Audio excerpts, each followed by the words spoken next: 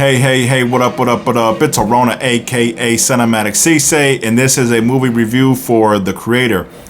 I thought The Creator was a pretty good movie. I liked it. I saw some elements of Terminator in there, the first and second one, actually just the whole series. There are some spoilers in here, just to let y'all know. I forgot the kid's name, but that kid was basically like John Connor in that movie, and her dad, Joshua, was basically the Terminator protecting his daughter, and I kind of figured that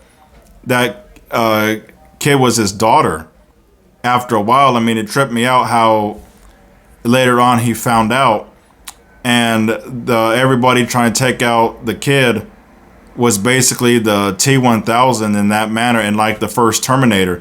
And another cool thing I saw in there was the old school clip of the kind of like the State of the Union, like Congress, when they showed that and said how there was a blast a long time ago in LA. The way they set it up, I thought that was real for a second. I said, wait a minute, that's not recent, but that's what you call some dang good filmmaking.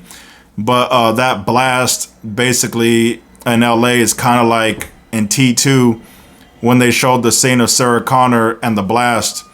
And so the last part when Joshua died and basically sacrificed his life to be in that ship for it to be destroyed, he said he's going to heaven.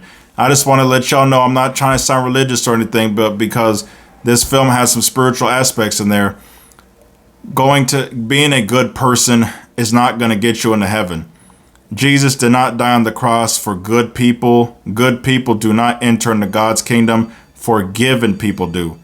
Those who follow Christ shall enter God's kingdom. Just letting y'all know that. But the message I got in this movie is that they're basically saying that AI is going to take over the world and that AI is beneficial.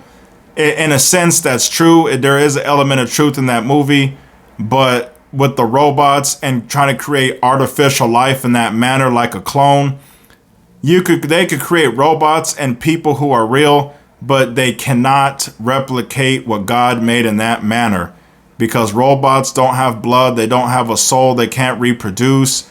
Just like in Genesis, let us make man in our own image, and that's basically what AI is just somebody creating people in their own image. And I'm not talking about from an artistic point of view, like drawing pictures and making movies and stuff like that. I'm talking about like humans trying to do cloning and making artificial life that's not real.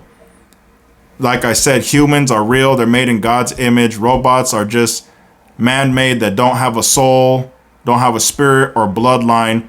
They're not going to die or go to heaven. Only human beings will, for those who receive Christ. But other than that, AI, it has some pretty good benefits to AI, but I don't think all of it's a really good thing, especially in filmmaking. That's why I stand with the writers and the actors in this manner. But overall, it is a pretty good movie. It's pretty creative. It's pretty cinematic. I like how there's different languages spoken in it. I kind of recognize some of them.